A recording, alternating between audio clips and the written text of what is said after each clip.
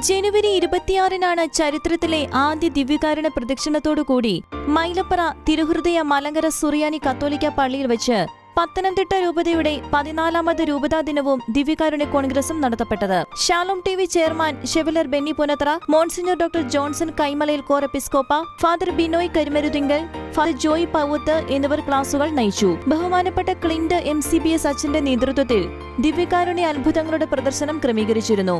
ഒരു വർഷക്കാലം നീണ്ടുനിന്ന വിശുദ്ധ കുർബാന കേന്ദ്രീകൃത വിചിന്തനങ്ങളുടെയും പ്രാർത്ഥനാ ശുശ്രൂഷകളുടെയും പൂർത്തീകരണമായാണ് ദിവ്യകാരുണ്യ കോൺഗ്രസ് നടത്തപ്പെട്ടത്. എല്ലാ ഇടവകകളിൽ നിന്നുമുള്ള ബഹുമാനപ്പെട്ട വൈദികർ, സിസ്റ്റേഴ്സ്, പാസ്റ്ററൽ കൗൺസിൽ അംഗങ്ങൾ, സുവിശേഷ സംഘാംഗങ്ങൾ, ട്രസ്റ്റി സെക്രട്ടറിമാർ, സൺഡേ സ്കൂൾ ഹെഡ് മാസ്റ്റേഴ്സ്, പ്രത്യേക ക്ഷണിതാക്കൾ എന്നിവരാണ് ദിവ്യകാരുണ്യ രൂപതാ കോൺഗ്രസിൽ പങ്കെടുത്തത്. ഉച്ചയ്ക്ക് അഭിവന്യ പിതാക്കന്മാരുടെ മുഖ്യ കാർമ്മികത്വത്തിൽ ബഹുമാനപ്പെട്ട വൈദികർ സഹകാർമ്മികരായി സമൂഹ ബലി അർപ്പിക്കപ്പെട്ടു.